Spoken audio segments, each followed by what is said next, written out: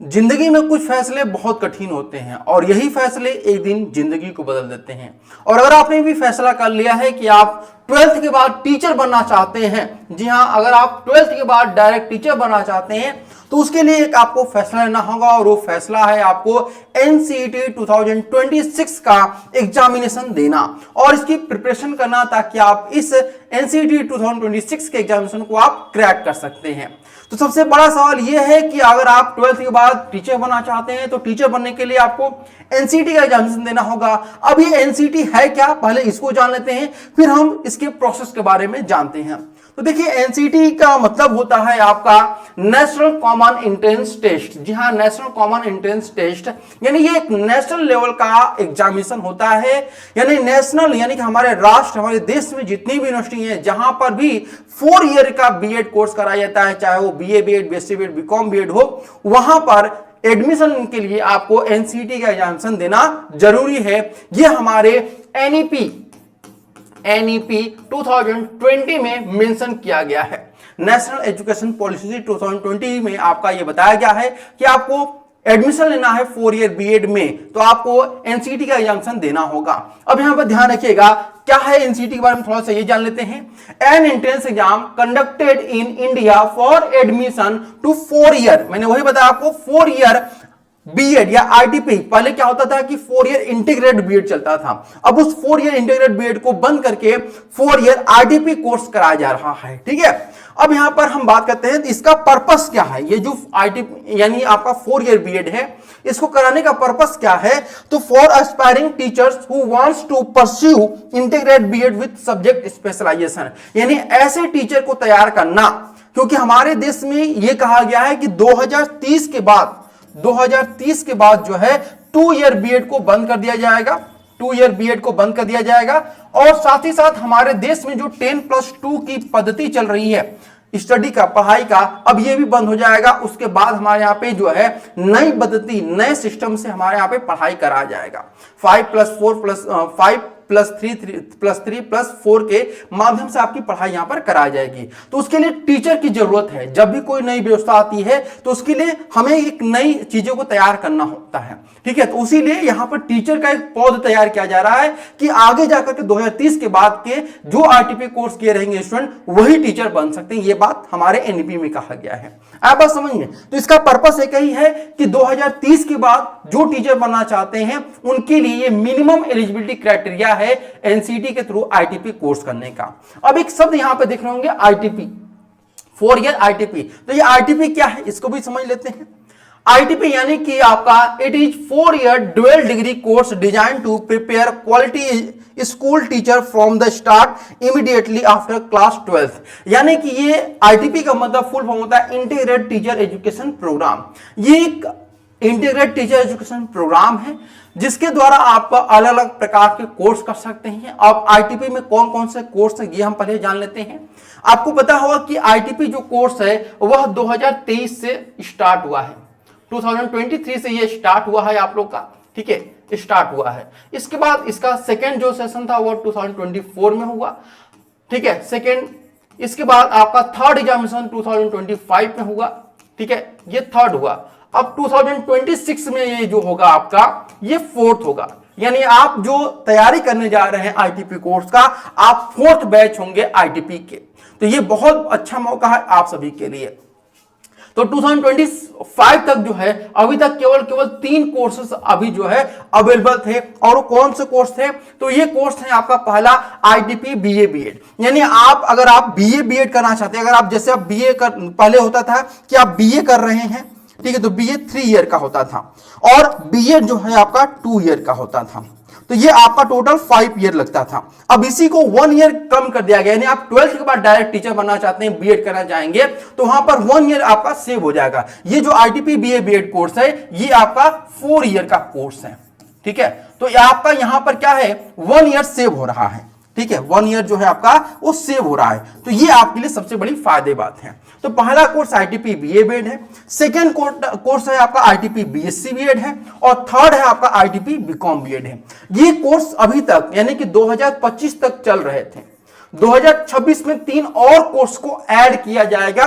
वो 3 कोर्स कौन से हैं? तो ये चौथा जो कोर्स है आईटीपी योगा कोर्स, क्योंकि आपको पता है कि हमारे देश में इस समय योगा का बहुत ज्यादा क्रेज बढ़ा हुआ है। दिनचर्या, कोई भी दिनचर्या हो या फिर स्कूल की वैकेंसी आप देखेंगे तो अब योगा वाले जो टीचर उनका बहुत ज्यादा डिमांड बढ़ रहा है। ठीक है, तो योगा आईटीपी योगा कोर्स आप कर सकते हैं। इसके अलावा आईटीपी संस्कृत का कोर्स कर सकते हैं, जिसमें आप प्रॉपर तरीके से संस्कृत का टीचर आप बनने के लिए जो मिनिमम एलिजिबिलिटी क्राइटेरिया रहेगी उसको फुलफिल करेंगे। इसके बाद आपका आईटीपी फिजिकल एजुकेशन रहता है, यानी कि जो स्पोर्ट्स में जाना चाहते हैं या फिजिकल के क्षेत्र में जाना चाहते हैं उनके लिए बेहतर कोर्स हो सकता है। तो ये 6 कोर्स अभी जो है 2026 से आपका पूरी तरह से लागू हो जाएंगे। ठीक है, अब ये कोर्स आपको समझ में आ गया, यहां तक आपको आई होप आपको समझ में आ गया होगा कि क्या आपका एनसीईटी क्या है, आईटीपी क्या है, आईटीपी में कौन कौन से कोर्स हैं। अगर आपका मन हो चुका है कि आप इसकी तैयारी करना चाहते हैं तो प्रिस्टाइन क्लासेस की तरफ से जो है आपके लिए बैच लॉन्च कर दिया गया है एनसीईटी आईटीपी 2026 के लिए, गुरु बैच 2.0।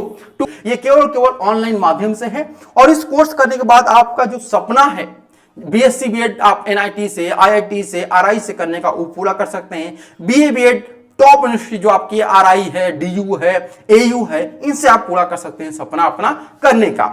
और हमारे जो टॉपर्स अगर बात करते हैं हमारे कोर्स 2024 के जो टॉपर्स लिस्ट यहाँ पर आप लोग देख सकते हैं, जो हमारे यहाँ से सिलेक्टेड स्टूडेंट केवल एक मिनिमम है, मतलब बहुत ही, चूंकि अब इससे ज्यादा स्टूडेंट हम शो नहीं करा सकते, स्टूडेंट तो बहुत ज्यादा सिलेक्टेड हुए हैं।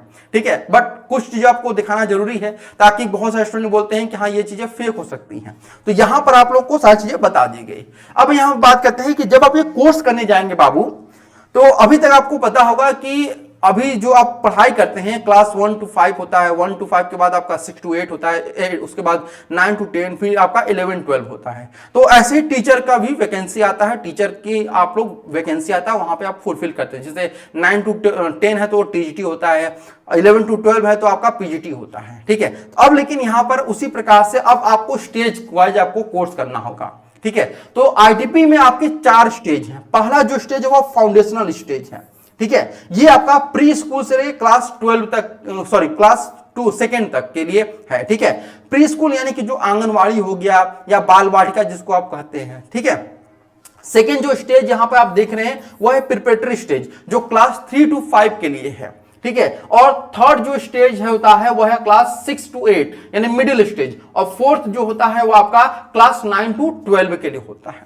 यानी आप जो टीचर बनेंगे ये 4 स्टेज के बनेंगे। थोड़ा सा और मैं इसको विस्तार में अगर बताऊं आप लोगों को, तो मान लीजिए अगर आप यहां पर आईटीपी बीए बीएड करना चाहते हैं तो आपके पास 4 ऑप्शन होते हैं, आपको किसी एक को चूज करना होता है, आप सभी नहीं कर सकते हैं। अगर आप आईटीपी बीए बीएड करना चाहते हो तो किस में, फाउंडेशनल में करना चाहते हैं या प्रिपरेटरी में करना चाहते हैं या फिर मिडिल में करना चाहते हैं या फिर सेकेंडरी में करना चाहते हैं, ये आपका डिसीजन होता है। ठीक है, उसी प्रकार से अगर आप आईटीपी बीएससी बीएड करना चाहते हैं तो ये आप या तो फाउंडेशनल करेंगे, या तो आप प्रिपरेटरी करेंगे, या तो आप जो है सेकेंडरी करेंगे या फिर मिडिल करेंगे, कोई एक इन चारों में से ही कर सकते हैं। ठीक है, ये आपका डिसीजन होता है। इसके बाद आईटीपी बीकॉम बीएड करना चाहते हैं तो वैसे उसी प्रकार से 4 आपको मौके मिलते हैं, फाउंडेशनल का, प्रिपरेटरी का, मिडिल का और सेकेंडरी का, इनमें से जो आप करना चाहते हो कर सकते हैं।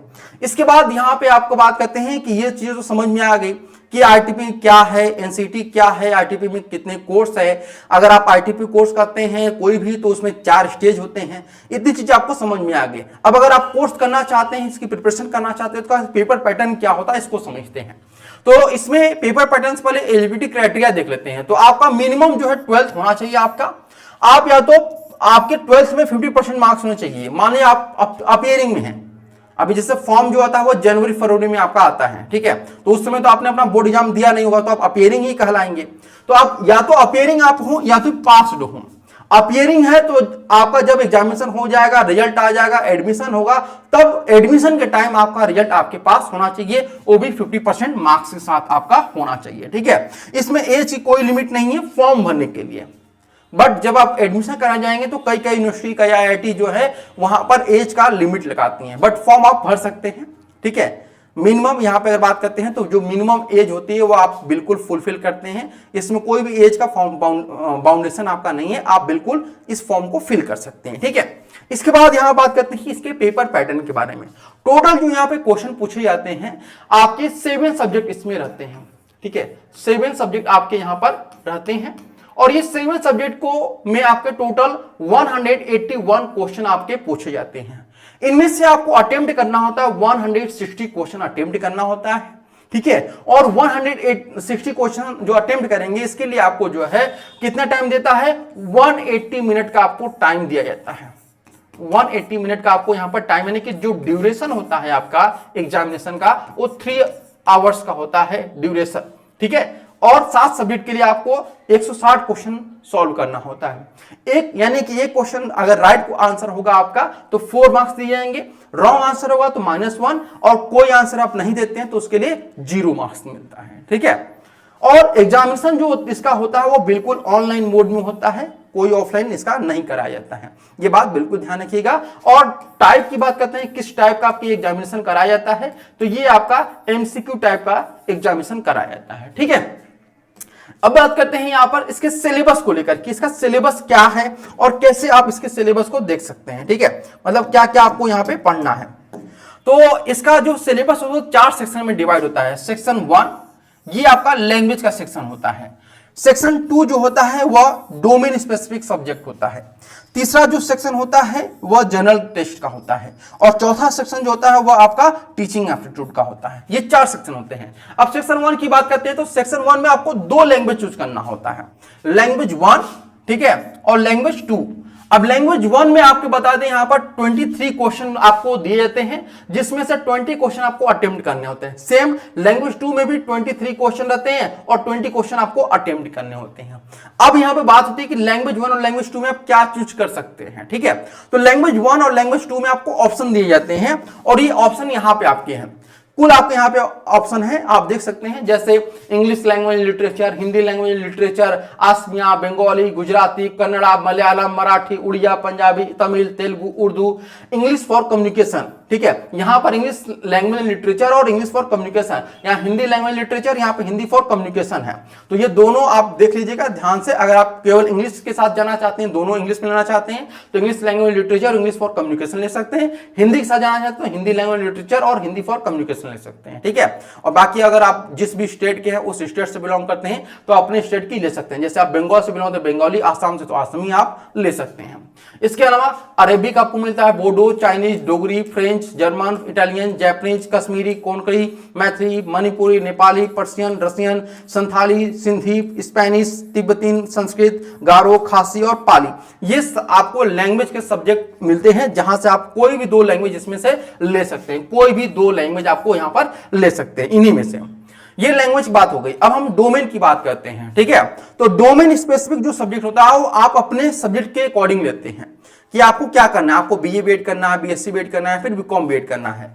तो यहां पर 3 आपको डोमेन लेने होते हैं, ठीक है। डोमेन 1, डोमेन 2 और डोमेन 3। तो हर डोमेन में आपको 28 क्वेश्चन रहते हैं, जिसमें 25 क्वेश्चन अटेम्प्ट करना होता है। डोमेन सब्जेक्ट 1 में से भी, डोमेन सब्जेक्ट 2 में भी 28 क्वेश्चन आता है, 25 अटेम्प्ट करना होता है। डोमेन 3 में भी आपके 28 क्वेश्चन आते हैं, 25 क्वेश्चन अटेम्प्ट करना होता है, ठीक है। अब ये डोमेन सब्जेक्ट आपको क्या क्या मिलता है वो भी हम लोग देख लेते हैं एक बार, ठीक है। तो देखिए यहां पर अगर आप आईटीपी बीए बीएड करते हैं, अगर आप यहां पे आईटीपी बीए बीएड करते हैं तो आपको क्या क्या सब्जेक्ट मिलते हैं डोमेन में। आपको geography, economics, history, political science, home science, knowledge, tradition, practice India, उसके बाद legal studies, mass media, mass communication, psychology, Sanskrit और सोशियोलॉजी। ये आपके बीए बीएड के डोमेन सब्जेक्ट है। इनमें से कोई 3 आपको लेना होता है, यानी ये जो आप बीए बीएड देख रहे हैं इनमें से कोई 3 डोमेन सब्जेक्ट आप ले सकते हैं। उसी प्रकार से बीएससी बीएड में भी आपको 3 सब्जेक्ट लेना होता है। ये आपके पास ऑप्शन है, biology, chemistry, environmental studies, computer science, engineering, graphics, mathematics, applied mathematics, physics, agriculture, ये आपके रहते हैं, ठीक है। यहां पर आईटीबी बीकॉम बीएड में भी आपको 3 डोमेन सब्जेक्ट लेने होते हैं। इनमें है accountancy, book keeping, business studies, इसके अलावा economics, business economics, entrepreneurship, mathematics, ठीक है। इसके अलावा आपका अप्लाइड मैथमेटिक्स। ये आपके ITP BA BEd, BSc BEd, BCom BEd के डोमेन सब्जेक्ट है। इनमें से कोई भी 3 आप चूज कर सकते हैं जो आप करने जा रहे हैं, ठीक है। आया बात समझ में। अब यहां पर ध्यान से देखिएगा, तो यहां पर आपका डोमेन सब्जेक्ट मैंने बता दिया। अब आते हैं हम लोग जनरल टेस्ट में। तो जनरल टेस्ट में आपके 28 क्वेश्चन आते हैं, जिसमें से 25 क्वेश्चन आपको अटेम्प्ट करने होते हैं, ठीक है। अब बात करते हैं यहाँ पर जनरल टेस्ट में क्या क्या पूछा जाता है। तो जनरल टेस्ट में बेसिकली आपका जीके रहता है, ठीक है, जीके जीएस रहता है, प्लस आपका रीजनिंग रहता है, प्लस जनरल मैथ रहता है। ये आपके 3 सब्जेक्ट रहते हैं, किसमें? जनरल टेस्ट में रहते हैं। टीचिंग एप्टीट्यूड में आपके 23 क्वेश्चन आते हैं, जिसमें से 20 क्वेश्चन आपको अटेम्प्ट करने होते हैं। तो ये ओवरऑल आपका 4 सेक्शन है। इन 4 सेक्शन में से आपके कुल क्वेश्चन पूछे जाते हैं, और कुल टोटल जो क्वेश्चन बनाए जाएंगे 181 क्वेश्चन आपको से यहां से पूछे जाते हैं, ठीक है, जिसमें से आपको 160 क्वेश्चन अटेम्प्ट करने होते हैं। आया बात समझ में यहां तक? यानी पेपर पैटर्न आपको समझ में आएगा, सिलेबस भी आपको समझ में आएगा। इसका लैंग्वेज 1 का जैसे मान ली हिंदी है, तो हिंदी का क्या सिलेबस होगा, इसका अलग से मैं आपको वीडियो बनाऊंगा, ठीक है। उसी प्रकार से हर सब्जेक्ट का आपको अलग से वीडियो आएगा, आप लोग उसको जरूर देखिएगा। उसमें आपका ट्रेंडिंग रहेगा कि 2023, 24, 25 में क्या ट्रेंड रहा था पेपर पैटर्न का, ये सब चीजें आपको यहाँ पर देखी जाएंगी। इसके बाद आपको बात करते हैं, आपका यहाँ पर है कि आप चूंकि ये सारी चीजें तो आपको पता होगी कि पेपर पैटर्न क्या है, क्या क्या सिलेबस रहेगा, इसका फॉर्म कब आएगा। तो इसका फॉर्म जो है वह आप मान लीजिए कि ये आपका एक्सपेक्टेड है, ये आपका एक्सपेक्टेड है कि फरवरी 2026 में आपको फॉर्म जो है वह देखने को मिल सकता है, या उससे पहले भी आपको यहां पर देखने को मिल सकता है। तो आपके पास तैयारी करने के लिए अगर हम बात करते हैं तो यहां पे 5-6 महीने, 6 से 7 महीने का टाइम बचा हुआ है। इसमें आप बेहतर तैयारी कर सकते हैं। बेहतर तैयारी करने के लिए आप प्रिस्टाइन क्लासेस के जो ऐप है, प्रिस्टाइन क्लासेस ऐप, इसको आप लोग डाउनलोड कर सकते हैं, ठीक है। और अगर कोई भी आपको पास डाउट हो तो आप हमें मैसेज या व्हाट्सएप कर सकते हैं 7309733765 पे आप हमें कॉल या व्हाट्सएप करके जानकारी ले सकते हैं। उम्मीद करते हैं आपको सारी इंफॉर्मेशन एनसीटी के बारे में मिल चुकी होगी। अगर कोई भी डाउट आपका हो तो आप कमेंट बॉक्स में जरूर मेंशन करिएगा। आज के लिए इतना ही, फिर मिलते हैं नेक्स्ट वीडियो में, तब तक के लिए धन्यवाद।